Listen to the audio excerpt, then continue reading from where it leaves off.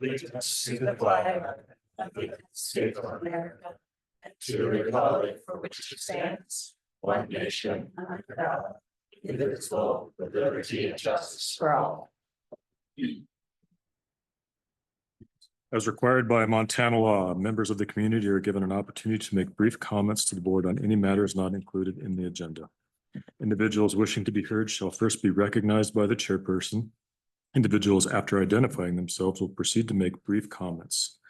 The board would like to remind everyone that to avoid violations of individual rights of privacy, a member of the public wishing to address the board will not be allowed to make comments about any student, staff member, or member of the general public.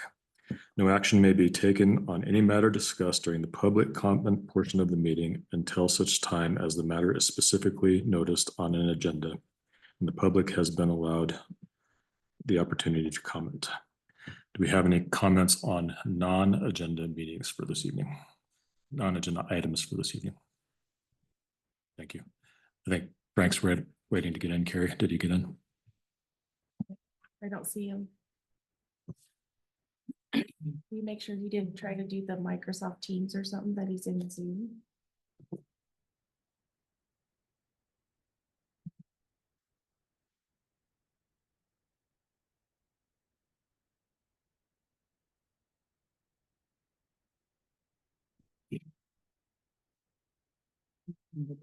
He's trying again.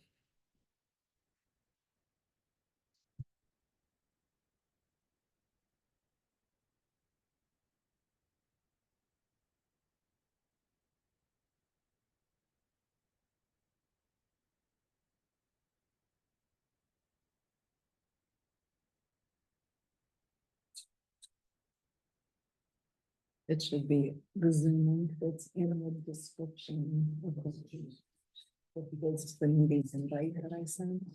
There's these Zoom link in the description. No, You do that.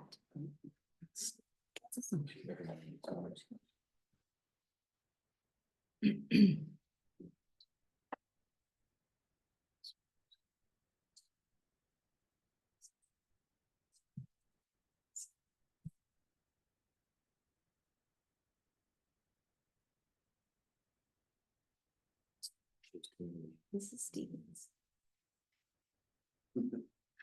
That's because the new calendar system automatically makes every meeting a Teams meeting. Maybe that's the problem. So this is let me just copy that and send it. Text it. Just text it to him.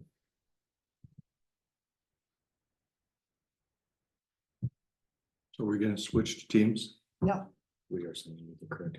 No, but I mean in the future. I don't think so. You'd have to ask Ray. It's a good process. I like Teams. I use them a lot. Thank you, Rocky. Yeah. I like Microsoft products too. That's a non-agenda item though, good. With the new requirements for recording and stuff, we had talked about like what the best platform would be. And so we were sticking with Zoom right now, but I don't know. They were working on whether. There he goes. Yeah, sorry, we just sent it out the wrong link. Frank's joining now.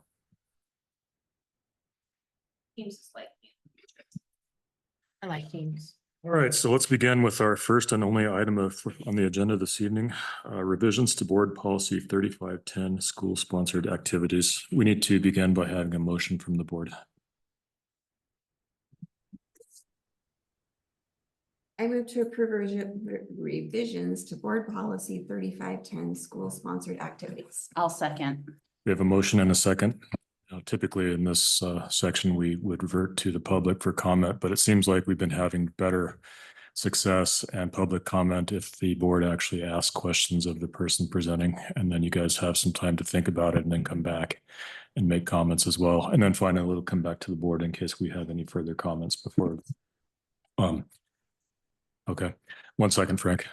Just one reminder, typically there's a 2-minute limit to any comments, but I think we don't really want to enforce that unless you go on a diatribe. So just please try and keep it brief and respect everybody's time. Did you want to say anything, Dee Dee, before we begin? Does Frank have? Oh, Frank, did you have a comment? Is Holly moving for option 1 or option 2?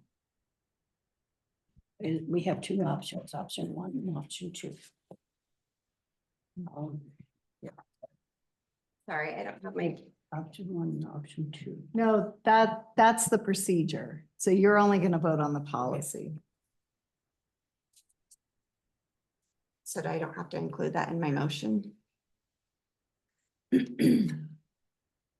No, the policy that we put in the board packet would be to move forward with having eighth grade participation in sports.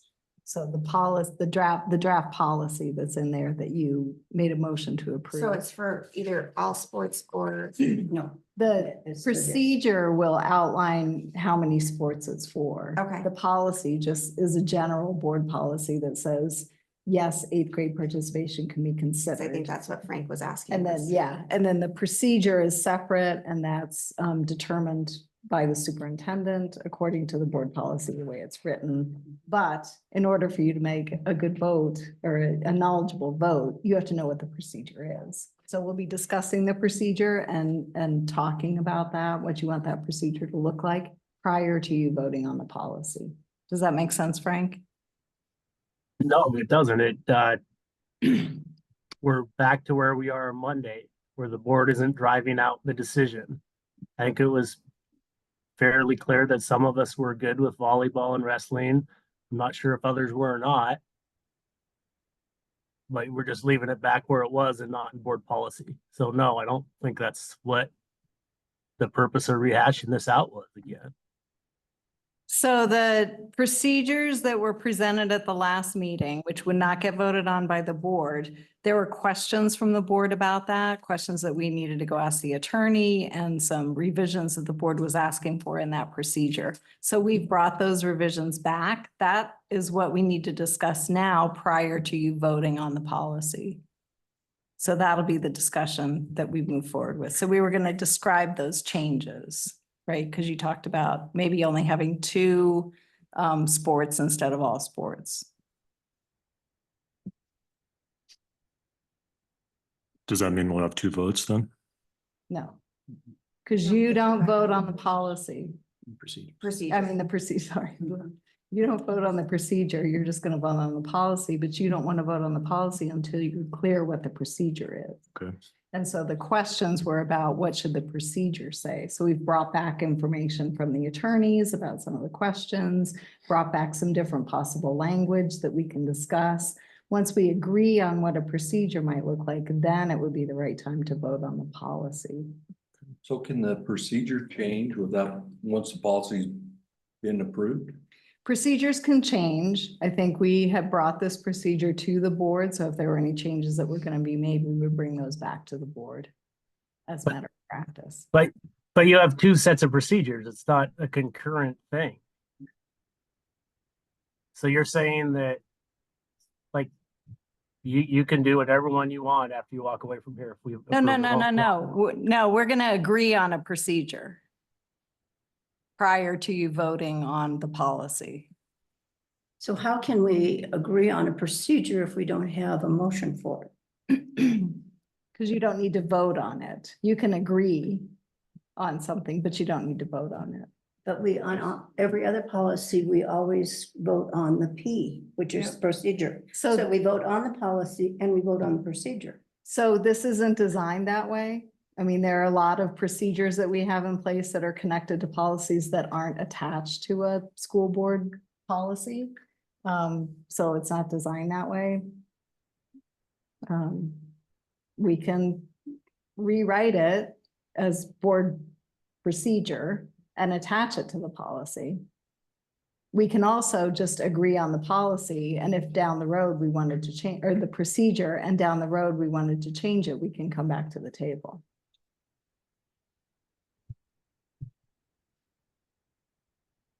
Okay, so what is your procedure? You're proposing? Okay, so, some of the questions that we had from the last meeting, when we talked about the procedure that was proposed, was, can eighth graders play on varsity teams? So we went back and took a look at that. We talked about some challenges with saying that no eighth grader could participate in a varsity sport.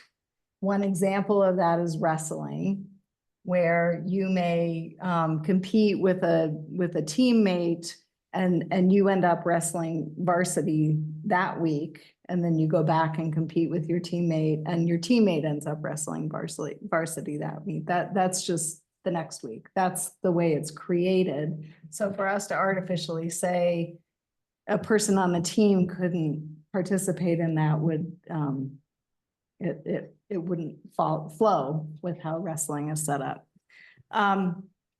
So we separated out team sports from individual sports. So if you look on we give you a hard copy. And if you look on that, Haven't given it. oh, here we go. We're giving you a hard copy.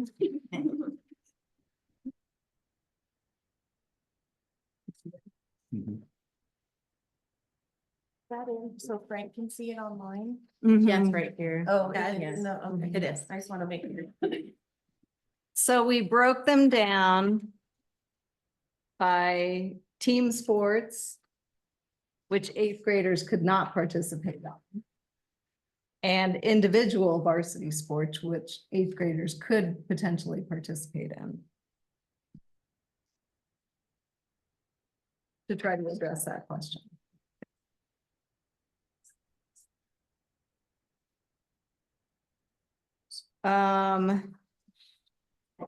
We talked about, does the percentage needed, is that made by an average of all teams together? So is it by sport or by team? We split it out by team. We had talked about that at the last meeting. So each team would have to meet that criteria in order to have eighth graders participate. Let's see what else. We're back to this being all sports. Well, that's another question, right? At the bottom, it says, your what, options. how will we do that? Right? We have the ability to make that decision. So then next question. Hey, Rocky, thanks. We're just getting to that. Can we write the procedure to include only soccer and wrestling, or only whichever sports, we determined were the appropriate sports At this time. at this time? So we talked to the attorney about that. There is some increased risk for legal challenges if we only apply this policy to certain sports. But, there's risk in a lot of what we do, and the risk is probably not high. So potentially we could move forward with deciding, just to include certain sports. Another question was, what is the impact to the middle school? I communicated with the middle school. They don't anticipate any significant disruption to their athletic program if this were to move forward. Are not concerned about early release for athletes, and they have a plan for communication between the two ADs in terms of grades and attendance. Can you give us any guidance on that? Because the grade system for the middle school is significantly different than the grade system for the high school. Do you want to talk to that, Julie? Sure. Thank you. Hi, everyone. So the grade system is a little bit different, but with that being said, with the standards-based grading that the middle school does currently have, the way that would happen is there are adapted, or there is a conversion chart that you can convert those standard-based grades into percentage grades. And so with that being said, there are lots of different ways that can be done. There's so that it is possible for that to happen. And What grade would be ineligible to play? Ineligible, that would in the middle school, it's dependent. Our eligibility is dependent twofold on behavior and on academics. And so if a student basically just is not handing in any work, has not shown any proficiency in any of the academics, that are being taught at the current time, then that would be ineligible. that would be that student would be ineligible to play because he's not an academic, or she is not in academic good standing. And then it's based on behavior as well. But with that being said, based on our 4-point system, the 4-3-2-0, or 4-3-2-1, excuse me, that there's conversion charts, and it isn't anything new. A lot of other schools do use those convergent charts. So that there is a possibility to make those conversions, and that would just need to be, we'd have to have a procedure of how which conversion chart we would want to use, and the process, so that it would remain consistent, throughout. So. And the attendance how is that used in? So attendance in the middle school. So if a student it's very similar to the high school. So if a student, for example, isn't in attendance, there isn't a hard number of being absent so many days. So always we encourage our student athletes and every student at the middle school to be present in school. So if a student is gone for a particular day and they miss a practice and it's unexcused, then they would miss practice that day, and that would in turn then they would miss a game. And so in tracking, if you're talking about in tracking attendance, that's through our Infinite Campus system. So that is easily, we can track that. And so we can see what the kids' attendance is on a daily basis. And the coaches do keep track of that. I'm not sure if I answered your question or not, but is that the question or? Sort of. Okay. Yeah. On one more thing on attendance I think it's sort of the policy that the parent has the right to excuse absence for the kids in the high school. I don't know how it is in the. It is correct. Steve? Just to state for the record, so the 8th graders, if they were allowed to participate, they would have to uphold both grades and attendance policies to be eligible to play. Is that correct? Correct. Thank you. Yes, that is correct, Steve. First of all, thank you everybody for coming tonight. I know it's time out of your evening, but thank you it means a lot to me. Yes, to answer your question, the attendance policy that we have in our handbook is if you miss classes that day, and unless it was an orthodontist appointment, medical or something like that, then you will not be able to participate in your sport that night for practice. That doesn't mean they can't go sit along and watch. But what that means is now the coaches with theirs, you missed a practice, you're probably going to miss some playtime. That's kind of how it always works. So the standard will be across the board for the middle school as well. And is there any other questions about the academics part of it? We also have an F policy at the high school, which we know about. That F policy has also been enforced by Kobe Ruffo and Dave Smith as the last few years, many years since I've been here. And they always had a list. I coached at the middle school level, and I would get a list of kids that were not allowed to be on the bus. That same list will be applied for an F list. So-and-so was on the F list this week and they'd be on probation. So that communication with the athletic director, which Kobe and I have already spoken about, is pretty easy because he has a list every week anyway. Ours is very similar to yours. Do you go Wednesday to Wednesday? Or you may go. We go Friday to Friday now. Okay. Yeah. And we go Wednesday to Wednesday, and we do pull those lists, and then a student is on probation if they are ineligible due to whatever it might be, grades, behavior, then they have a week probation to get themselves back in good standing.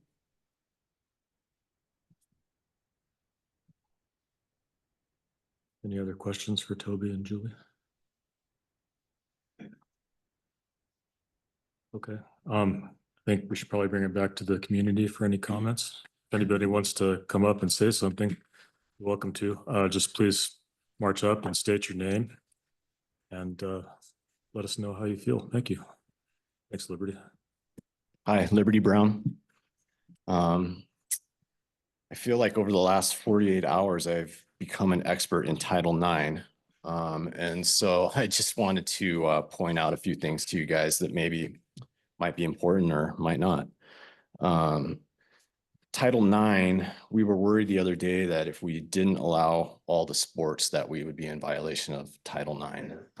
So in my research, I found that there are a lot of the school districts around the state that have already implemented this, have their, they've already put in their own policies and procedures by the way, Toby, this is the most in-depth policy that I've been able to find. And believe me, I've spent hours. None of the other school districts' policies even touch what Toby's put together. So I just want to say good job there. The Title IX is discrimination in sports based on sex, right? It's not discrimination based on program to program. And it's not, you don't have to have the same number of girls sports and same number of boys sports. It just has to be your girls athletes have to be the same ratio as the girls that are attending your school, right? And vice versa versus the boys. It's a ratio to athlete participants and school population, right? So if you wanted to scratch cheerleading off the list because you don't think cheerleaders in the 8th grade should cheer with high school students, you definitely can do that, right? And not be in violation of Title IX. What you can't do is you can't say, well, the boys soccer program, we feel there's 8th graders in the club system that could help us. And so we're going to allow the boys soccer to let 8th graders try out, but we're not going to let the girls have 8th graders try out. Can't do that, right? Then you're in violation of Title IX. I'm afraid that you would be in violation of Title IX if you don't pass this policy, because if this policy doesn't go through, we're not going to have a girls JV team, right? It's a violation of Title IX to have a boys JV soccer team and not a girls JV soccer team when there's enough players to do that. The state has already said, the state's already mandated and said 8th graders can participate, right? So right now we have enough 8th graders that want to participate and enough girls that are high school participants where we could form a JV team. So if you decide not to pass this and now we don't have a JV team, then you're in violation of Title IX, right? Or you could say, we're not going to pass this policy, and those girls that were possibly going to play JV, but now we have to cut, they have to be afforded the opportunity to try out for the boys team to not be in violation of Title IX. So I guess it's kind of like, which one do you want? Do you want 8th graders to try out for the JV team, or do you want the high school girls to try out against the boys to stay within your Title IX rights, right? And not get sued. Okay. So those are just some points. My daughter, she doesn't care if she plays JV or varsity, right? She just wants to play. She bleeds green and black. I mean, I tried to get her to go to Gallatin. She wants to go to Belgrade, right? So I hope this passes. To me, I think that you would want, I would think that you would want to have the best players on your varsity team, regardless of the 8th graders or seniors. But if this is what it takes to get this policy through, I think saving that program is the most important thing. And I just wanted to remind you that these aren't 8th graders from Bozeman or Gallatin or Manhattan. These are Belgrade girls. Okay. And they just want to help save this program and turn this thing around. So thank you. Thank you. Come on up. Please state your name.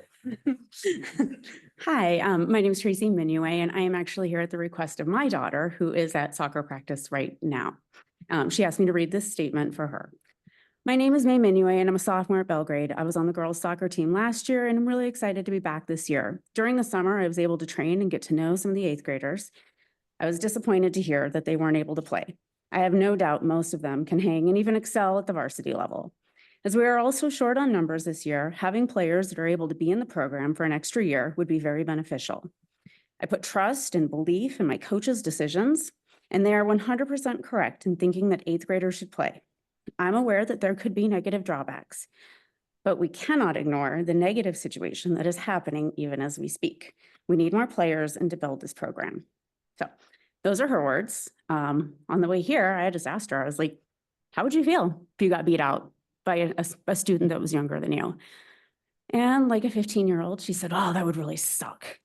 But She's like, it would push me.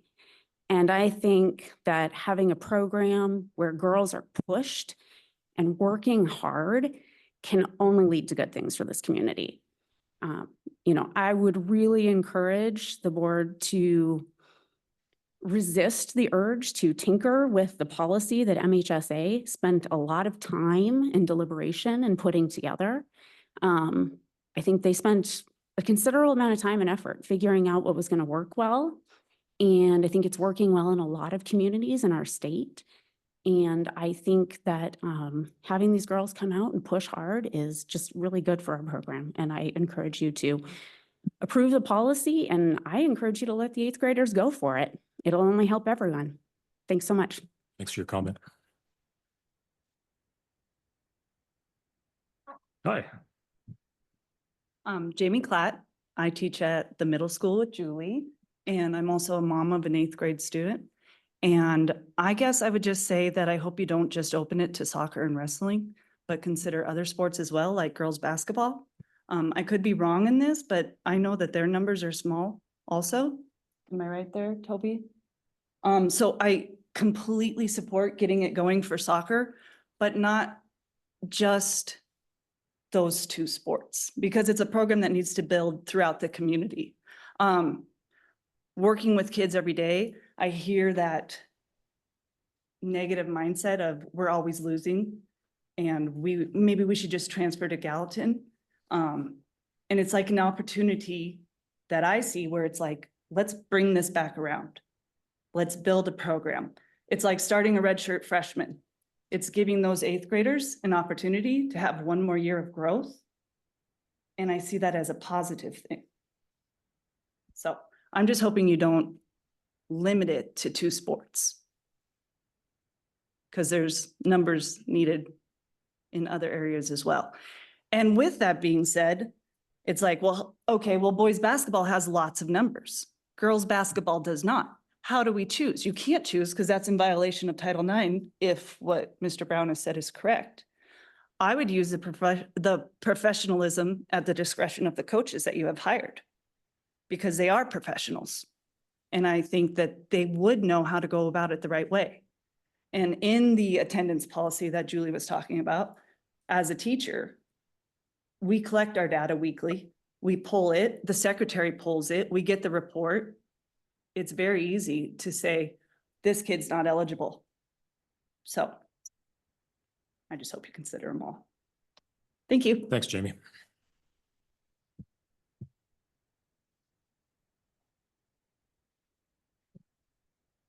Hi, I'm Callie Morrison, and my daughter is one of the 8th graders who is interested in playing on the girls' team. She made a very mature choice to come out and practice all summer with the high schoolers, even though it's a little bit scary. But I would say, though I didn't have the opportunity for this, I had a similar opportunity where we had a losing team, right? We had a team that was struggling and needed to rebuild when I was in high school. And our coach happened to also be a middle school teacher. And so he started guiding us when we were in middle school to play, to practice, to come out to the camps that the high schoolers held, so we could learn the sport better and we could learn who we'd be playing with as we grew. And they took a team that had a losing record, and through that coaching and through helping develop girls at a younger age, we were able to become, by my junior year, the state champions. Again, my senior year, and for 6 years after I left. So that built because they started cultivating the love of the sport and the skill in middle school. So while we didn't have that opportunity to have middle schoolers play on the high school team, I do think that the students that are wishing to play have shown initiative and maturity enough to be able to interact with the high schoolers. And also, the coaches are professionals. As my colleague there said, they know how to guide these students. I'm not just going to say the girls, because it could happen in a lot of sports where we have students who aren't being guided in other ways, aren't being trained, who could benefit from professional coaching, from people who've had training in coaching, from people who've had training in, oh, I don't know, things like concussion procedure, right? Because I see things happen in some other leagues in town that maybe shouldn't, because some kid is going to end up hurt. So putting our girls and our other 8th grade students in the hands of professional coaches is, I think, something that the board should support.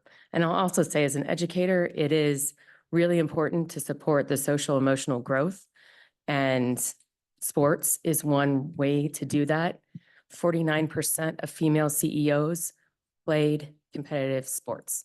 So just keep that in mind. Thank you. Thank you.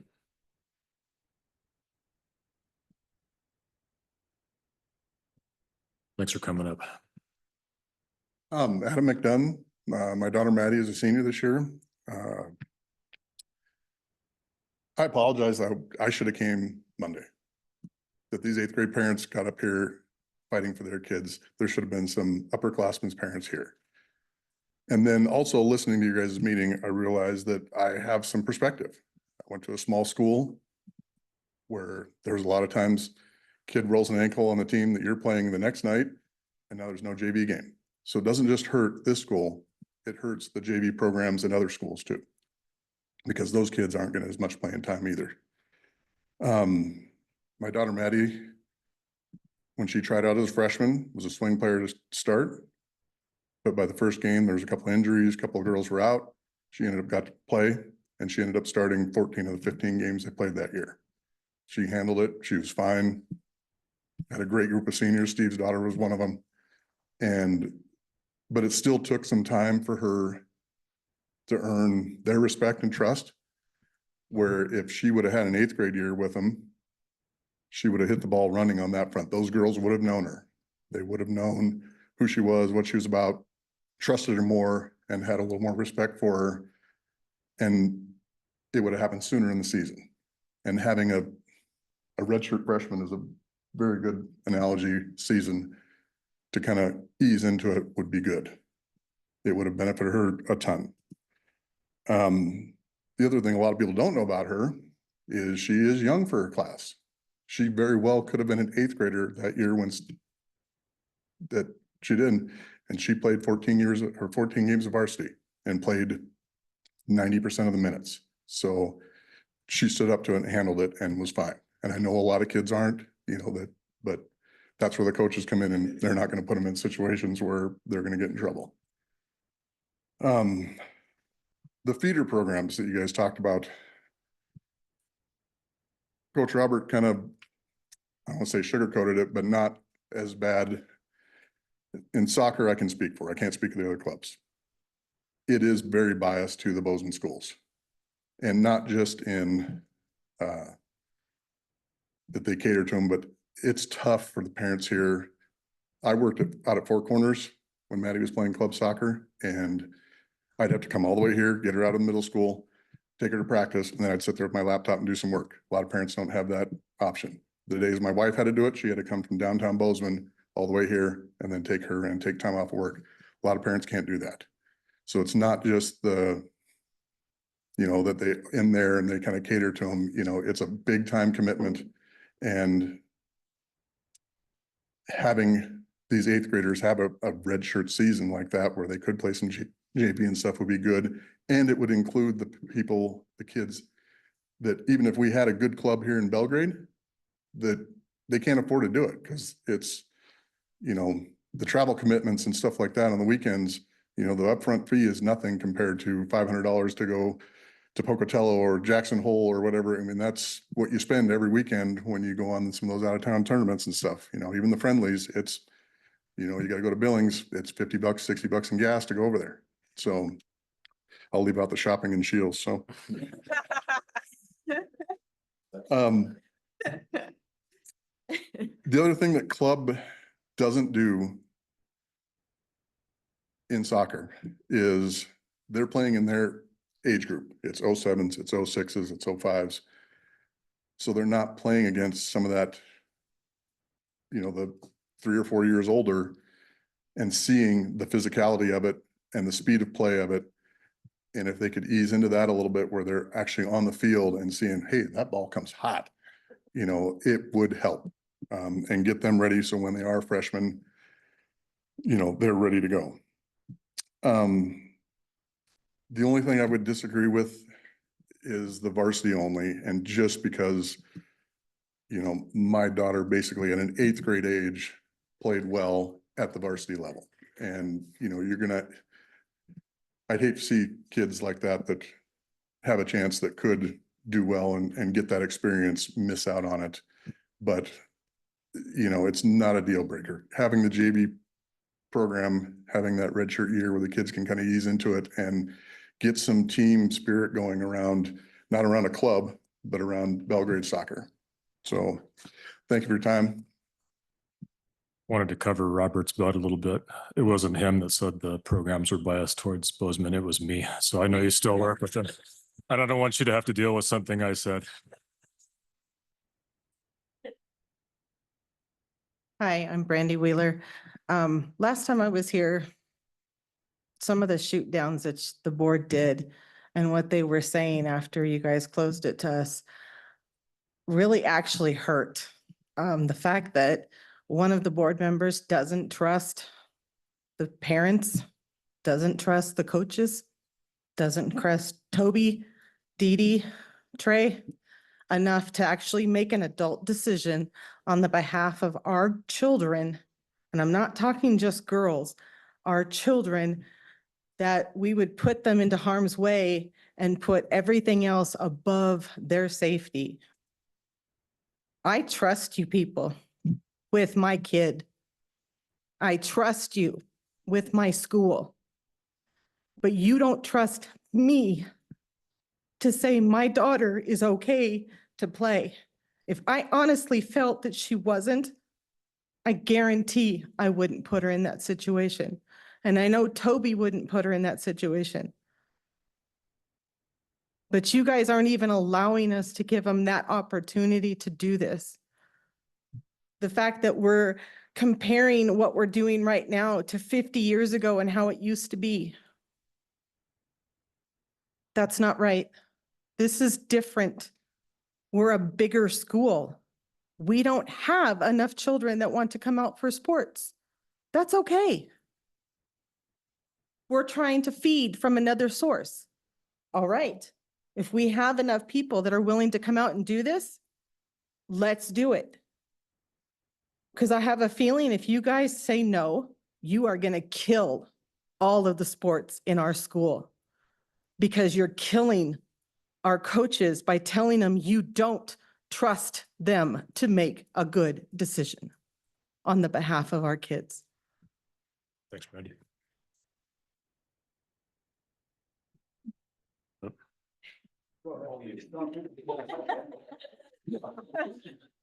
Hello, my name is Jacob Lund. I'm an assistant coach for the high school Belgrade Panthers football team. I just want to speak on behalf of my daughter, Charlie Lund. She is now entering 8th grade. She was unable to be here tonight. I tried really hard for her to get up to say a few things. My daughter, Charlie, has been wrestling since she was 3 years old. She's good. She's really good. We have won 4 of the last Montana Opens, 4 of the last 5.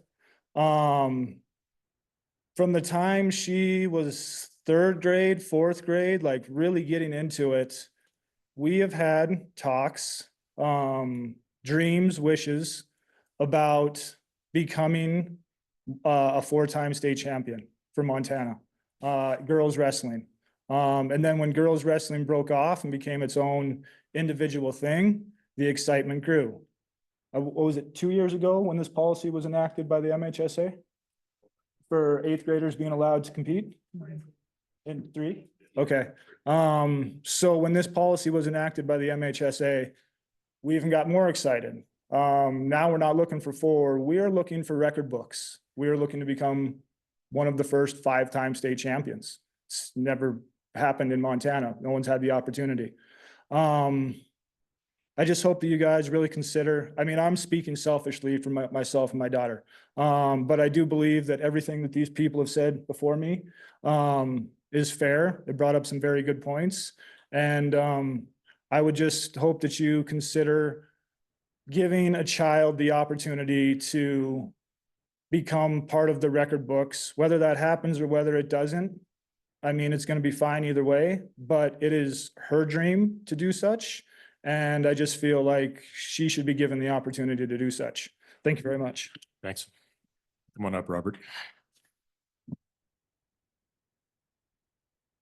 Dr. Robert Lemley, I'm the head coach of the boys soccer program.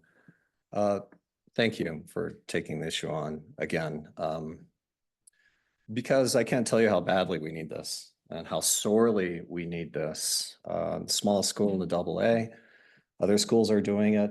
I've coached a lot of these 8th graders, now 8th graders in the past. I know they're fully capable. And I think Liberty's inclusion on the Title IX Insight, his daughter, we actually went to a national tournament last July in Wichita, perfectly capable. Size doesn't matter in soccer, but back to the point.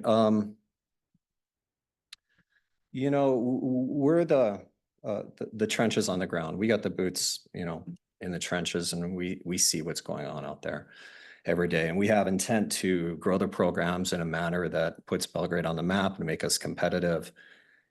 And we see these potentials out here. And when we have, you know, the coaches who are petitioning the AD, who's petitioning the superintendent, who we are there and we are strong advocates because we can see the benefits come from this. You know, it boils back to that factor of trust. You know, we know what we're doing. And I really respect, you know, the opinions of the last meeting. And I was really trying to listen to the doubters that were, and hearing their side and trying to rationalize a little bit. But I can say that some of those arguments, as much as I respect them all, in all candor, I do, they didn't hold up and pertain to what we see out there on a day-to-day basis. And I've served on boards. I've made monumental business decisions in the past that have affected things. And what I've learned is that when you make a decision, sometimes, you know, there's a gain, but there's also a cost, you know, a positive and a negative. And when you do something over here, it usually takes from something else most of the time, not all of the time. And what I see about this and beg is that what I see coming from this is, well, first of all, I'd like to pose to the doubters, what harm could come from this?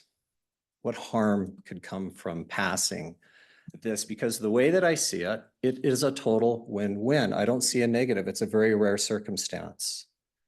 We're going to enhance player participation. We're going to enhance that program. We're going to enhance the overall program. We're going to enhance the competitiveness of our overall standings, our prestige in the conference, and our prestige and standing for Belgrade High School. We only make it better. And I don't see a con to it as much as I was trying to hear one. So with that said, I do beg for and ask and plead for a vote for the affirmative, please. Thank you. Thanks, Robert.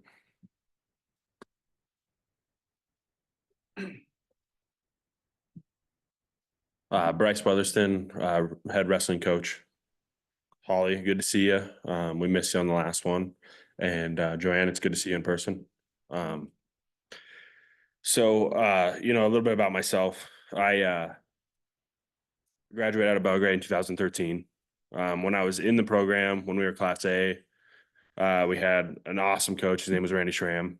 He led us to numerous state, you know, finalist finishes. I think we took second twice and third the other 2 years through my 4 years, which is absolutely awesome. You know, even back, like even during that time, you know, we were the big dogs in the school. You know, we had like one of the most successful programs. And, you know, I told him when I was a senior, I said, dude, I'm gonna come back from college and I'm going to coach this team. You know, who knows what the future is going to hold. I was so neck deep in club, and kind of like what Frank was talking about, you know, running a successful club. Like I had a successful club that I started from 4 kids, 2 of them quit, and turned into 30 kids that were winning 10-man going against teams that had 120 individuals. It doesn't happen overnight. It's not easy. And this isn't about me trying to pat myself on the shoulder. I'm probably one of the last people that'll ever try to stroke my ego. I think it's always about the kids. It's always been about the kids. And so for me, you know, when I was coaching that club and I saw the Belgrade position open, it was actually, I was at the state tournament that following or the previous year. And we had one state placer and we were 15th out of 16 AA teams. And I was disgusted, you know, like, up until then, I remember I made that comment to Randy Schramm and he kind of always bugged me about it. But, you know, I was so content in club and what we were doing there. And I was telling people on a daily basis, you know, hey, I don't want to coach high school. Like, I love what I'm doing here. I can do what I want to do here and I don't have to hear feedback from, you know, administration. And I don't mean that like in a negative way. It was just like, I have my vision set one way and the only one that's going to get in my way is myself. And so for me, I learned a lot real quick coaching club. You know, it's not overnight success. There's a lot of failures that were in my way that I was overcoming year by year. But one thing I always absolutely believed in, and it was from one of my good friends, his name's Josh Nolan. He always talked about opportunities. You know, he said, if you are providing more opportunities than the rest, you know, success is going to come. If, you know, and that just goes with anything, right? You put in twice the amount of work, then success is going to come. And so opportunities for me is something that I've always just absolutely believed in. And so when I found out about this policy 3 years ago, this has been a 3-year process for me. I bugged Toby about it the first year this came out. I said, hey, you know, this was meant for Belgrade High School. We are in a AA class. Every year at the fall festival, I check the numbers. We were under 1,000 kids last year registered. That's not including kids that were going to drop out. So, you know, we're under 1,000. And I'm like, what's the next smallest school? You know, and it's 1,400 and up. You know, some of those schools, Billings West, are competing against 2,400 kids. So it's, you know, some people are like, oh, you know, the program's successful. We have a phenomenal, the best coaching staff in the state for our high school team. And I do mean that. I try my absolute best to bring in hires. Our coaching staff has changed year by year, and not because we're losing, you know, people. It's because we're trying to find what's the best fit. And the success is them. You know, it's the kids that are putting in the effort. It's our coaching staff. It's not me as an individual. But our success is 6th place. I mean, that's not an end goal. Placing 6th at state. I remember Frank was talking about, you know, we were having success. I left the state tournament last year like boiling mad, like royally like pissed off, because that's not our goals, and that's not our goals as like an individual. And you know, when I see sports struggling at Belgrade, it hits home because this is where I graduated in 2013. And so for me, like, I am trying to even the playing field as much as I possibly can. And if it's 1 or 2 8th graders that can develop as an 8th grader and work their way up with the right mindset, we're not trying to throw them to the wolves. We're trying to let those kids succeed. And that's all that it should ever matter about is the kids. The kids that want this opportunity should have that opportunity. And for you guys as a board, all, you know, on a last note is just like, you guys hired myself, you guys hired these guys. At the end of the day, it was your guys' overall decision that brought these guys in. You know, Toby could sit on a hiring committee and hire us in, but you guys were approving it. And I just, you know, you guys trusted us to be hired for our positions. And all I'm asking is just one more time, give us the opportunity to gain your trust with these kids. There's comments about the bus, all that. I promise you, in my 5 years, Belgrade has had no issues. We run a tight ship. We use all the resources we can to make sure hazing and everything of that nature stays out of the wrestling room. And I'm sure these guys could say the same thing about their fields. All I'm asking today, just wholeheartedly, is give us one chance to prove you guys right on making the right decision to vote 8th graders in. Thanks, Bryce.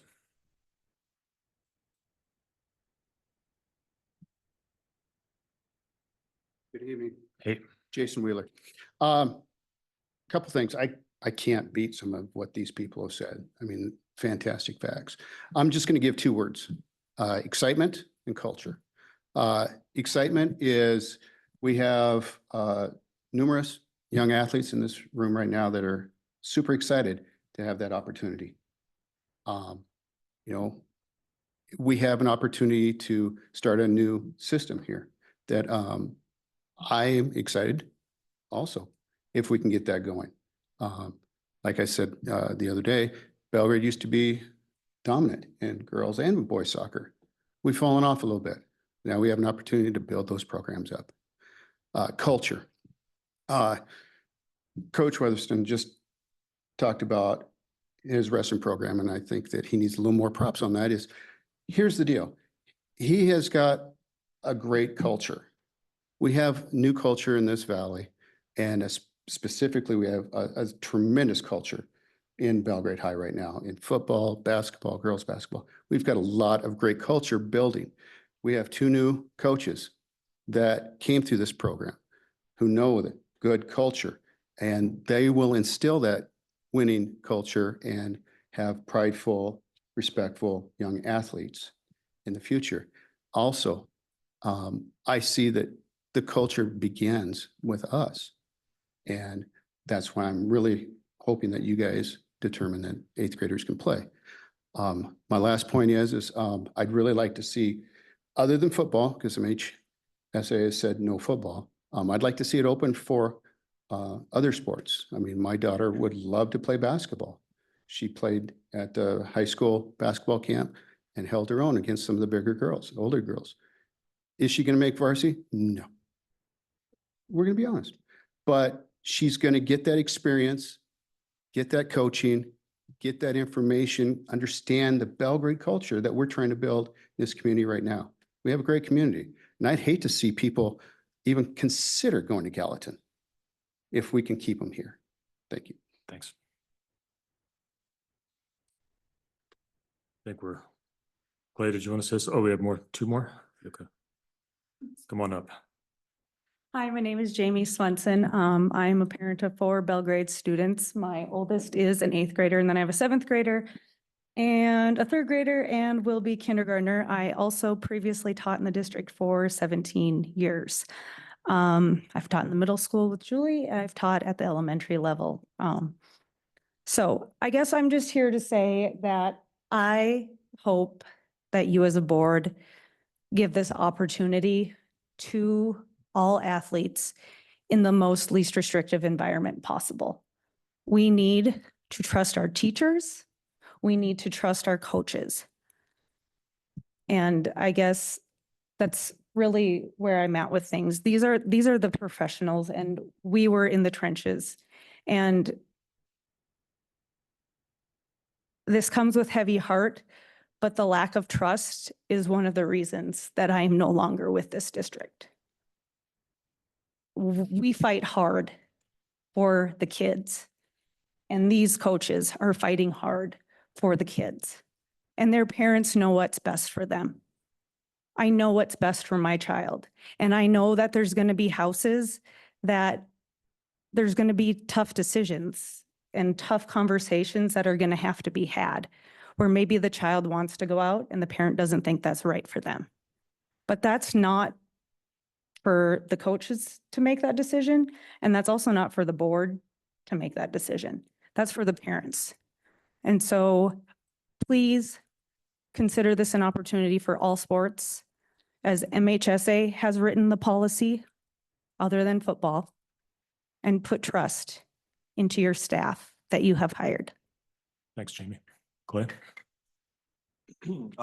Clay Boss, my first season with the girls program. I just wanted to talk about the actions that my staff and I have taken since the last board meeting. While it was disappointing the way the vote ended, we, as I stated in that meeting, it was a conversation about what were we going to do with 22 players?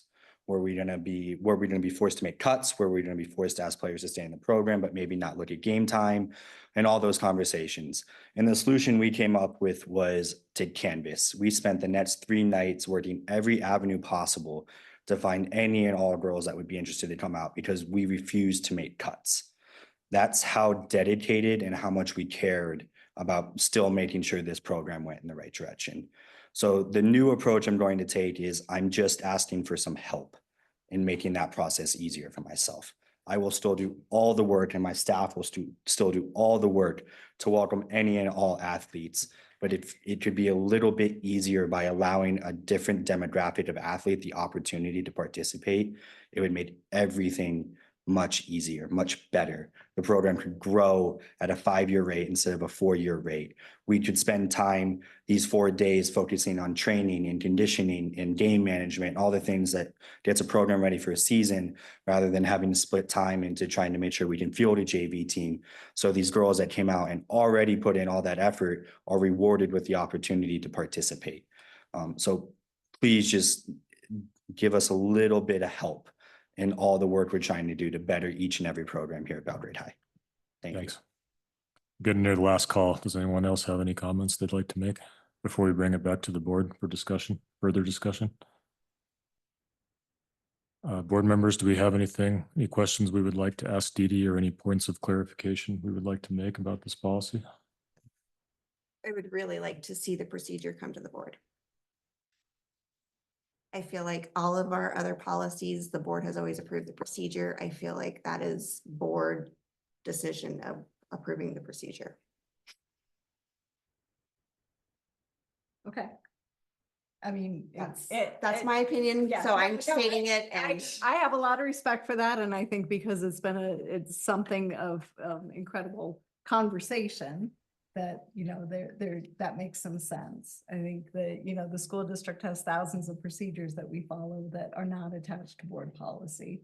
And, usually we follow MTSBA's procedure that when there is a policy and it has a procedure attached, that then we bring it to the board that way. This one does not, and so we didn't go in that direction.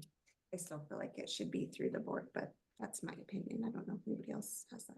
And I agree with her on that. I think that the procedure should come through also.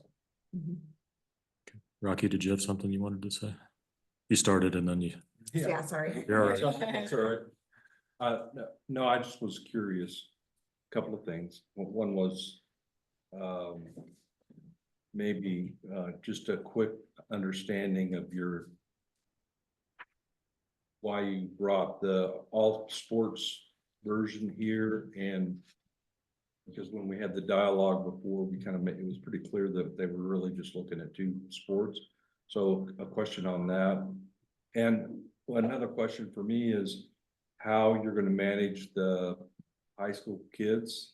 If you did bring 8th graders in, so it's a wide open competition at that point, everybody, best man wins, so some of the kids may sit the pine that are in the high school, lack of opportunity just to get to practice, but no opportunity to play. Did you want to take that, or do you want Toby to, or kind of a tag team? I'll be glad to speak to that. Okay, go ahead. Thank you. Well, the way the procedures were designed was to create it by team. So in a situation where a basketball team didn't have enough participants, say they had only 8 participants come out, the coach may say, I have 8 really good 9th graders. I don't think I need an 8th grader to play. I have all the positions I need covered. I think I'm okay. Therefore, they wouldn't make a recommendation to Toby to say, I'd like to consider it. And if they did, they would have to give a rationale as to why and how many players came out and what grades were there. How do you pick that? How are they going to pick the person, the 8th graders that are going to come in? Well, then, so let me get to that. So the coach makes a recommendation that, hey, after the first day of tryouts, I don't have enough kids and I think I need more kids in order to make this team viable for practice or competition or whatever. So then the 8th graders would be coming out after the first day of tryouts. The coach, it'd have to be approved by Toby. Shanna would then have to approve it. She may say, I don't think that's a good idea, and deny it right there. If it's approved, it would come to Dee Dee for approval. Then the 8th graders would come out and they would try out for the team. And so if a coach decided that I want to keep 10 players because it's a basketball team, or maybe 11, then they would cut those eighth graders to get to 11 or 10 or whatever the number would be. So if they had eight ninth grade girls, for example, then they may add 2 or 3 eighth grade girls to get to their number. So they're not cutting ninth graders to put eighth graders in. There's, yeah, that's against the procedures. Okay. It says no high school student may be cut in order for an eighth grader to participate. And I assume Julie would go out and say, the high school needs players for X sport. Is anybody interested along those lines? Is that accurate, Toby?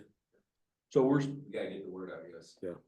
so we still, if you did something like a basketball or I don't know what sports the middle school has, but so if they played in high school, then they wouldn't play in middle school. They can't play concurrently. So after the high school season is over, they could go and participate. Oh, I thought from the dialogue the other day that they were, if they played in high school, then they forfeited their. MHSA rules say that you. Can you go to the microphone? Because we have to record it. MHSA rules, Toby Robinson, MHSA rules say that you cannot play concurrently. So for example, if girls basketball was, let's just say in middle school, right away, August, they can play that. But once December hits and they try out and make the high school team, they can no longer play. Okay. So they can play both sports, it's just not at the same time. Right, not at the same time. And if they play high school first, they cannot play Sorry, I had eighth it grade after. backwards. Correct. Sorry. Trey, I'm sorry, the way that you just worded that. So a coach says, I don't need any eighth graders for my team. I'm not gonna take any. Do we risk running into a Title IX issue where we have certain coaches from certain things saying, oh, I don't need any, and it's all boys sports that don't need any, and we have all girls that take them all? We You're don't run not. into Title IX issues with that then? You're not. No, the goal is to make the procedure work for all sports, for all sexes, right? And that way we're covered. It's okay that, you know, some sports are gonna have an appropriate number of students and don't need eighth graders. We don't have to create spots for eighth graders for Title IX. Any other questions? So we heard an analysis of Title IX from the folks here. Is that, I'm not an expert on Title IX, so I won't, but I would like to hear what you guys have to say about that. So I appreciate your homework. Title IX is a very complicated endeavor. So you did a great job doing some summaries of that. There are a lot of factors that play into Title IX, not just the number of participants and the number of students. You know, we have to look at what kinds of uniforms we're buying people, what kinds of other resources we're sharing, you know, between teams. So it's very complicated. That's why we, you know, reach out to our attorneys to make sure we're following all the rules. I think the risk of liability that we would have from, you know, selecting just a couple of sports rather than just having one procedure that covers everything is that it would look like we were biased toward those sports. And so there was no opportunity for students in the other sports, right? And also we may have to come back to the table every season to talk about other sports as people bring that up and say, you created this procedure that's only for this sport. And so it's not equitable for my student participating in a different sport. But it could change. The next year, we might have full of wrestlers and soccer players. Exactly. Well, and that's why when we were developing the procedure, we tried to develop one that was good for all years, for all sports, right? It takes into account that participation in sports can go like this, or over time it can go like that. And so that was part of the intent, was to make it workable for all sports, you know, depending on what their turnout was for that year. You have 175% of participation needed per team. Where did that number come from? I'll be glad to address that. So we looked across the state. Toby had sent some various other sample guidelines that districts were using. And I will say ours are pretty stringent compared to the ones that I saw across the state, from total discretion to, what you have before you. And so we looked at that, and so wanted to create a number that we looked at various numbers all throughout, from 150 to 200%. And landed on 175, Shannon and Toby and I and Dee Dee, as a number that would give us the most flexibility in terms of trying to add students to keep a viable number for participants. And that's based on possible injury or? Sure, grades, ineligibility, trying to create a roster that's not so lean that you have enough to wiggle room, if you will, to accommodate those types of fluctuations. Okay, so it's something that you guys developed. So you guys have the two options in there. I mean, it seems pretty obvious which option I would choose. I mean, how will you proceed with that, whether it's option 1 or 2, the 2 teams versus all of them? Well, I mean, I think, we took your feedback or your questions and created that as, as options. Well, I think that's one of the questions of the board. Normally, we would vote on option 1 or option 2. In light of the community comment, I think we should do them all, frankly, but does that fall to you if this was to be approved? So the procedure is written by the superintendent, so you don't have to vote. We can just agree. We can do a vote, and that tells me what you want in the procedure, without it needing to be adopted by the board. I guess I had one final question. Oh, go on ahead, Mary Ellen. I disagree with you on option 1 and option 2. I think it would be easier in the long run if we would do just 2 sports this year and then take an analysis of it and then come back next year and work on the rest of them. Instead of, it's going to be so much easier to add than to take away. Why would we take away? Pardon me? Why would we take away? If it doesn't work. But how wouldn't it work? Well, we'll have to see. But that's my question, because if in my opinion, if we're, we have to look at what's best for our students in the community. And if we say we're only going to do it for 2 sports, and then speech and drama have 10 kids total come out, for drama, it's gonna limit the shows they could do. Or for cross country, we might not have like a large enough team. And so all of a sudden it starts to do what the concern is.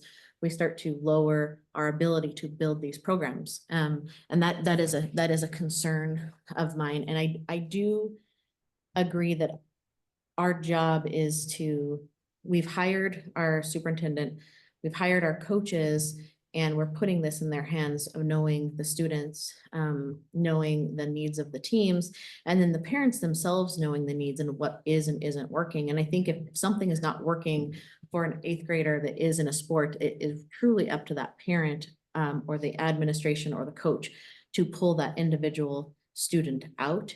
And remember, this only applies in the case that there are not enough students. So that is going to ebb and flow each year. And so I think that it's going to be hard to create an analysis. If I look at this statistically and we say, well, we're only going to do 2, then we're going to create an analysis. What does that analysis look like? How are we going to say, okay, it worked for this, but it's not apples to apples. Each sport is fundamentally different. So we can't say, yeah, absolutely worked for this, then it'll work for this. Ultimately, each sport, each coach, each group of athletes set that participates in these sports because they're fundamentally different as an individual and as a team. And so I think we do a disservice by saying we'll do 2 and we'll do some sort of analysis, because I don't know what analysis would have any benefit that we're going to get like true data to make a decision, then to say, yep, move forward. I think we would be back to these same exact questions and very circular. And I think it does do a disservice for us to not give them the opportunity to let them show us it works, not let's be continuing to make decisions and micromanaging our athletic director and our coaches, because really they are the ones begging for this for good reason.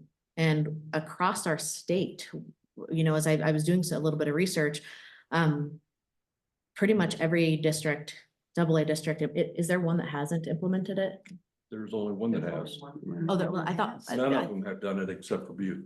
Okay, so that's what I was trying to figure out, is I was looking at Butte's numbers. Butte's numbers have dropped significantly, and I think similar to Bozeman, there's just less families, like, you know, that can afford to live in the area in Montana, and they're struggling in certain sports as well. So that's what I was trying to figure out, is who has implemented this from the AA schools, and I couldn't quite figure it out. So that was what I was, one of the things I was wondering. Go on ahead, Jesse. First of all, I want to thank everybody for coming out and for speaking up. It was never our intent for this to happen so late. It wasn't brought to us earlier in the summer. We're working through all of that, but I just want to say thank you for all coming. I know you guys all feel very passionate about this. One of the things when I first joined the board, we had a pretty big discussion of, we saw what is happening with our high school sports. We know that we don't have the numbers. We know that we don't have the ideal numbers for teams, and we want to work on that. We're talking about club sports and how does that affect public, you know, school sports and all of that. So every decision that this board makes is weighed very heavily, and it always comes down to the kids. And so that's my second point that I want to make to my fellow board members and to everybody, is we have a lot of open coaching positions, and we've heard multiple times trust tonight. And if you take away people's chance to make a decision, you're showing them that you don't trust them to make that decision. You're telling people that ultimately you think you know what's best. And I think that we are doing a disservice if we go down that direction, because I think we have overwhelmingly heard we have to rebuild these programs. We have to have something that these kids want to be a part of that gets them through school. But some of these kids want to be a part of these programs. Why would we make the decision that ultimately we have hired people in place? And there are steps in this that will ensure that it's not just because a coach's kid wants to play and that coach wants their kid up. There's multiple channels that has to be approved. And I think it's a disservice to this community and to our district and to the students themselves if we say, no, we don't trust you to make those decisions because we have people in place. So I just wanted to say that. I think we're getting near the end of our discussion here. Can I ask one question that might have been answered on Monday, but Sure, yeah. literally flying over. You're okay. We'll make an exception for you. What is the status with our soccer program and our co-op with Manhattan? Where are we at in that contract, and where are Please, the Toby. kids from Manhattan? What are we doing with them? Both boys and girls. So first of all, the numbers for the boys are 2, 1, and girls were 2. Okay, so to answer your question about the co-op, we have one girl and 2 boys helping us out. Also, 2 girls, 1 boy for the, sorry, I got backwards. Anyway, we have that co-op in place, that we're in year 2 of a 3-year agreement. So this year and next year. And then MHSA just recently implemented, which really doesn't affect, but you can abolish that at any time after this current contract is done. So we wouldn't have to continue that. We have continued it twice. Once we started it my first year, and then we just restarted it last year. So we're in year 2 of 3 to answer your question. Can I ask you a question? What, if this does not approve, what sports are at risk? What high school sports are at risk? Right now, the way it sits, and we do this by looking at 8th grade participants. Last year, I go to 8th grade girls basketball tryouts, boys basketball tryouts, boys basketball. Those kids were all over the gym. Looked like 100 kids, not quite, but it looked good.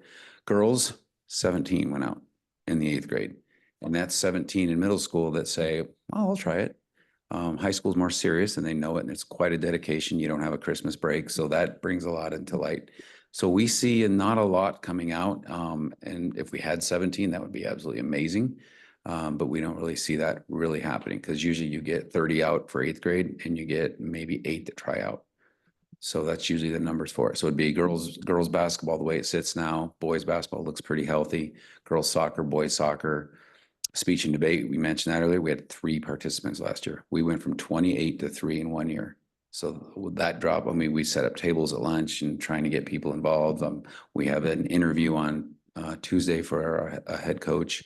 So we're trying to replace that as well, and an assistant coach too for that. So that's 3 programs. And then track and field is very healthy. Tennis dropped off drastically. We still haven't had a head coach. So we're struggling with, like you said, coaches. We have 7 openings right now. And with that, most of the question is, people will inquire, well, I'm interested in, let's just say tennis. Can you tell me how many participants you had last year? And that's a good question. You want to know what you're working with. Are you trying to take care of 60 kids on a tennis court? Or are you just dealing with 8 and you're going to just get slaughtered everywhere you go? And now you're worrying about team morale more than you are skills. Yes. Going ahead. Well, why don't you go ahead, Mariel? You go first. Let's go back to the Manhattan contract, because we're in the second year of that 3-year contract. Those people will not be replaced by 8th graders, right? They are going to be considered like our varsity. We wrote that in here, that homeschool students, because they're Belgrade residents and of high school age, and the Manhattan students would be in the mix. Would be before the coach 8th could graders, okay. Request 8th graders. Rocky? No, I was just gonna say, it seemed to me that somebody made, lady in the blue, made some really nice comments about how they worked on feeder athletes coming in. And it's similar to where I grew up. I mean, we did a lot of pickup basketball. We didn't have a lot of sports. We had baseball and basketball, but we played, the junior high kids would play with the high school kids, and they didn't do very well, but they still learned a lot. And but it did encourage the upper class people. They do have a tendency to encourage positive things more than negative.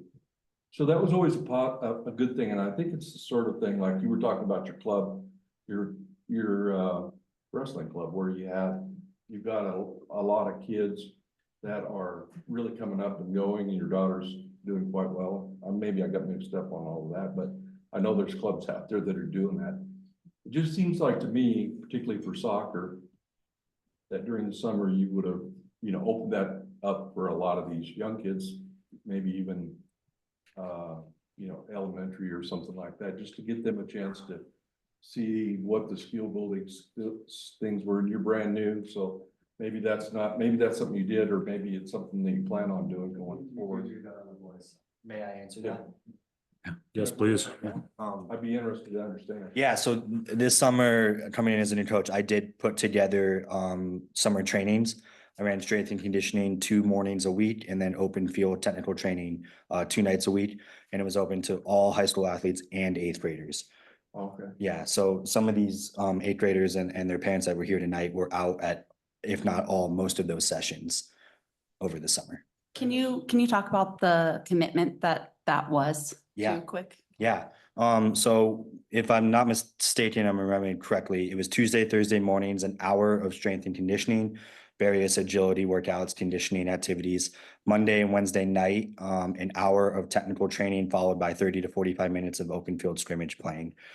So it's a big ask to get high school kids on summer break to come out in the mornings to run. And most, if not all of these 8th graders were there.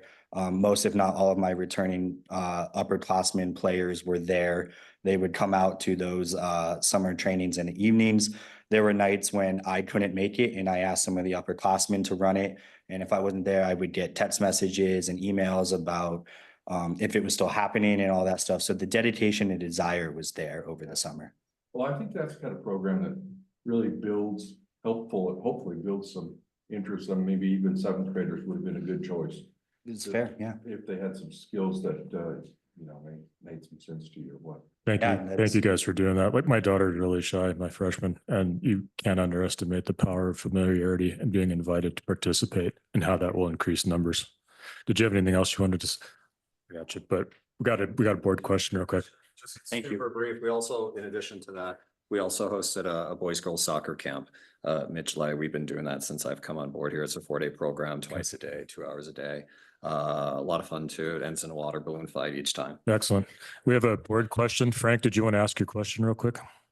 No, I wanted to clarify because I got called out in there a couple times by parents, and I want to apologize to those parents who but to let you know that the fact you're there and speaking so passionately, you're not the problem. You're not the ones that are calling me on a Thursday night when we're driving back from playing basketball in Hellgate and pissed because your senior got pulled for a sophomore, and you're probably not the ones that are, your kid skipped class and high school can't do anything about it because mom called out and said they were at the doctor because she wanted them to play, even though the whole team know they weren't.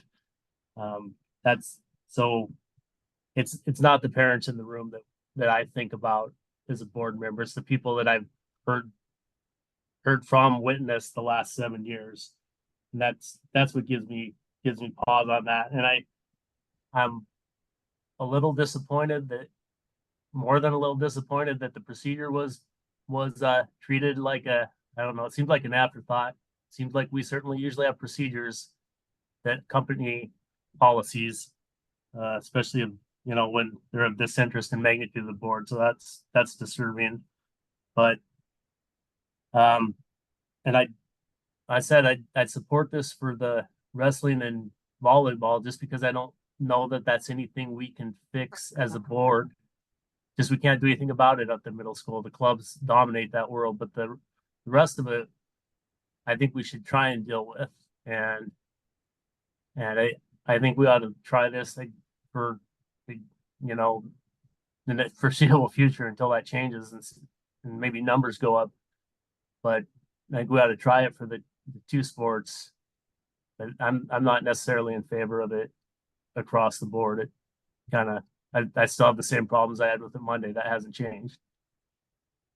Okay, come on up and then we need to get this meeting wrapped up. Let me push for basketball. No, like they were saying about soccer, the commitment level, the 8th grade girls have been playing since before school got out. There was open gym Tuesday and Thursday night, and then they had weightlifting every 2 mornings a week. And then they also participated in the tournaments throughout the summer as well, that 8th grade commitment. And when he says that travel sports dominate at the middle school level, that's not factual. There's one travel girls basketball team, and that's it. They don't have the numbers. Like they don't have a 5th grade girls travel basketball team. They're trying to pull a 6th grade girls travel basketball team. So that's not true. Okay. I see it every single day. So they're committed as well as 8th graders, and they've shown up and put in the work. All right, thanks. I guess I had one question for the board before we wrap this up. So it seems like the comment from the public has been overwhelmingly positive. I know a lot of people have reached out to us externally. Has anyone received a comment or a negative comment against this policy? I'm just curious. I received several from both sides. Okay, thank you. I have not. So I was curious if there was anybody who against it. I've had negative ones. Yeah, just developmentally wise, those kids, I mean, it's 1 year. Like, I don't know if your kid's gonna place first in the state given 1 extra year. I mean, they're still gonna be doing wrestling for this year. They're still gonna be playing basketball. They're still gonna be, if they're gonna play it, they're gonna play it. So that was the one, is developmentally. The one thing that I think was discussed on Monday was buses. We keep all of our kids separated on the buses, and here we are letting 8th graders go into high school buses. The maturity level of an 8th grader to a varsity player is very different too. So I feel like that's different. No. We can't do anymore. Sorry. This is strictly just comments that So I've this is received. comments that I've received, and this is what I've heard from the public. So I've heard positive. I've had conversations where people obviously agree, and it's a great thing too. So I do feel like, I don't know if I amend my motion to include that the procedure come through. I feel like that part's going to be the big controversy of whether we do all sports or two sports, so maybe the procedure I should did come hear through the some board. Comments about people that have, kids in high school that are in sports that are worried about how their kids are gonna Okay. come out of this. So there's some concern there with. That's fair. Some of the people that do have kids in sport. And, you know, they feel like their kids bust their ass to get where they're at, and they're not. You I know, would say- they're not excited about the chance that they get pushed out or pushed onto the bench. I have heard also feedback, similar, but also in regards to developmentally, the buses, all of those things. And again, I mean, we've got people in place that are going to be overseeing the coaches. Right. And making sure that, I mean, we just really need to make sure that everybody's holding each other accountable. I would just say like going into high school sports is a completely, I've got a high schooler that just got cut from volleyball. The emotional part of that is way different than what 8th grade is. And so those kids, I mean, it's a different game. Like whether you think your kid's ready for it or not, when that kid comes home crying because they didn't make the team just because they think they're an 8th grader and they're good, it's hard. It's And- hard. And whether you agree with it or not, those are fair. I remember, so when we were going through the whole COVID thing, there's obviously that was a big argument, but Godfrey used to say like, you know, just don't hold anything against these people when they make their vote, because everybody has the best interests of the kids in mind, even if it doesn't agree with your viewpoint. So I think that said, we should probably move forward and vote on this. Does anybody have any? I just have one question. Sure. Okay, What we heard, the majority of the testimony was for soccer and for wrestling. And basketball. And now we just have a comment about basketball. None of the rest of them have been talked about. well, I'll be honest with you. Toby, what are you gonna do if you try this for soccer and it doesn't work? What doesn't work? 8th graders? Yeah. If you still don't have a soccer team, No, just what if it doesn't work? You put the 8th graders on there and it's a disaster. What would you do? Well, I would talk to my coaches first of all, because they're the ones, like they said, boots on the ground. And say, why is it not working? What's going on? If they're underdeveloped, then we reevaluate that. But that's got to come with their judgment of whether they're going to make the team or not. Okay. I mean, I put this in your hands. The definition of insanity is doing the same thing over and over and expecting different results. I hope you would consider that if this was to come to that. I don't think it will, because I trust you to do the right thing for our sports programs. Anything else? We need to do a roll call vote for this. So I'm going to start with, So what is the motion? Okay, so this is what I would propose. I'm happy to take the procedure that we agree on, send it to MTSBA and see if they can turn it into a policy procedure that we could then vote on and approve to attach to the policy. What does that look like for timeline for the sports? So, like I said, we have thousands of procedures in the district that are not attached to policies. So there's no reason that this has to be attached to the policy. I hear what people are saying, that they be more comfortable with that. So that's a possibility. There's no reason that we can't agree on what the procedure is, right? Which means we do need to decide if it's, you know, 2 sports or all sports. And if there's anything else anybody has concerns with on the draft. We agree on that, and then you can move forward voting on the policy, because the board's responsible for the policy that just says, yes, we're gonna allow 8th grade participation under this procedure, or no, we are not. And that would be your vote. That doesn't preclude us from having MTSBA turn this into a policy procedure and us attaching that later. But it still follows all the expectations of what a board would vote on. our approval of this motion would allow the sports teams to have 8th graders participate from this point forward. But it would allow us to follow whatever procedure we're gonna agree on before you vote. Yeah, option Yeah. one, option 2. Okay. So we need to So- pick an option. So, yeah, and if there's anything else on this, we added some languages for clarification, like that homeschoolers and co-op kids were counted before 8th graders could come in. We added that it's for that varsity, kids could only participate in varsity if it was an individual sport, not a team sport. The 8th graders could. And we just clarified that it's a consideration. A coach is not required to say, I'd like to open this up to 8th graders if these numbers don't hit that mark. We're talking about trust here. We need to give our administrators and our athletic directors our trust and approve all of these sports and turn them loose and let them see how it works, and then have them come back to us with feedback to see if it's not working. As board members, we're also free to talk to coaches and find out if it's not working, and parents as well, and bring that information back. Actually, we've been discouraged from that. Well, I'm encouraging it. Just I don't think tell. we've been told not to do that. Yeah. It's our job.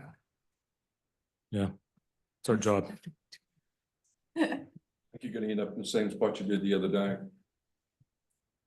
On that one. No, Of going all sports? I think Is that we what you're should. saying? I also agree that it should be all sports. I think who are we to get to decide what groups don't get the option of having a strong team and building a feeder program? We're the group that has 12 8th grade girls sue us, parents sue us, or one of them parents sue us when we send a cheer team that's composed with 8 to 12 freshmen on to Billings, and one of them sneaks out back with a basketball kit. That's who we are. True. We have to protect the school. Probably gonna see you. It's fair. That's the type of information we consider when we make a decision. I mean, that's no different than when I coached Butte High's cheer and I had freshmen and seniors sticking out, you know. Can I just interject something here? Sure. It would be impossible with these guidelines for an 8th grader to pee on the varsity cheerleader team. But you could have an 8th grader on the JV. But they all go on the same in basketball, don't the JV? They'll all go together. Okay. So no 8th grader can participate on a team varsity sport. They could participate on an individual varsity sport, so they could do golf at the varsity level. They could do wrestling. They could do. So they can cheer for JV. Yes. Correct. If there's not enough students to participate to meet the quota for the JV team, which would be Looks like it's 21. 21. So if they didn't have 21 girls come out for JV varsity, or JV cheer, they could consider 8th graders. That doesn't mean they have to. Do you say they could consider? It would then go to the coach to make a recommendation to Toby that would have to identify the students and the grade level and the rationale behind it. Shanna would have to approve it. She may deny it there, or it may pass it on, and then it would go to Dee Dee for final approval or deny. I think we had five or six JV cheerleaders last year. Is that wrong? We didn't have anywhere near that number. I know that. But again, I don't think there's anything wrong with doing it for two sports that desperately need it and seeing what we didn't think of. If we do the 2 sports and then we can change the policy next year to all sports. if we want to. Yeah, so we have, as with all policies, you can revisit a policy every board meeting if you. Even though like. this is procedure. And so it's a procedure. So if we attach this to the policy, again, you can revisit procedures at any. Can we do that later this school year if something comes up where we are not going to have enough? Yeah, and I think that's part of the, if that helps. So you guys would feel more comfortable just starting with 2 and then seeing how it works, and we can hold another meeting to And we can amend this if needed. revisit it. Okay. That's fair. So, Can I ask one last question of Shanna? sure. Shanna, can I ask you a question? If you are the person making the decision, right? It comes to you to make the decision, right? You know these students. So if let's say a student tries out for cheer and, you have to, like, maybe you have a serious conversation, maybe with their parents. Hey, that we've had some problems, they're on the right track now. And ultimately you might say, I'm not comfortable with this particular student. I mean, that's kind of what we're deciding, is giving you guys the option who know your students, what we keep saying, boots on the ground, right? So it's really up to you. You might have students put in front of you who you'd go, no, not ever, right? You know their maturity level, you know they likely couldn't handle it, but then you're gonna have students, you know, the student is, they're shown me that they're responsible, right? And that's kind of ultimately why you're part of the approval process, right? That's correct. And when it got to me, that would be after the coach's request and Toby's part of that. But I would look into all of those things for the best interest of the student. Also, for the sport that was requesting to have 8th graders, I would also look into all of that and make sure that that was within the integrity of our programs and also our procedures and policies. Okay, thank Can I you. add one little thing? And you'll be discussing with Julie, I assume, as well on those 8th grade students. If I have to talk to her more than I already do, Jesse, yes. I just don't want the middle school excluded. Sometimes it gets. excluded, Yes, but it's I'm important sorry. to be Yes, that is correct. We would visit extensively with the middle school, and we would want to do that to ensure that everyone is comfortable with the eligibility from the middle school to the high school, and that we're also the 8th graders that we're participating, we're following the MHSA rules as well as the high school handbook and that. So it's been an ongoing conversation and we would continue it. Thank you. Okay, so can I amend my emotion so that, my emotion? Your emotion. The second person. Manage your the second emotions, has manage to- your emotion. You second it. You have to. I resend rescind it. I Okay. resend Okay, it. so I amend my motion to approve policy 3510, following that we also approve procedure as well, and option 2. I'll second that motion. All right, we have a motion and a second, and just to clarify, option 2 is for soccer and wrestling. Okay. I certainly hope we have no more comments. Roll call vote. Joanne, yea or nay? Yay, I wish we were doing all sports, but I will vote to yay, so we can at least give them an opportunity to do this. Frank? Yes. Yes. Yes, with the same sentiments as Joanne. Yes. Nay. Motion passes 6-1. Thank you, everybody, for coming. Bye. Well, just 6-1. Thank you. 6-1. They were both me. You said yes. Oh, You may want to clarify. I don't know. I do agree, and I will compromise with that. Either I yay just or know nay. that there's some people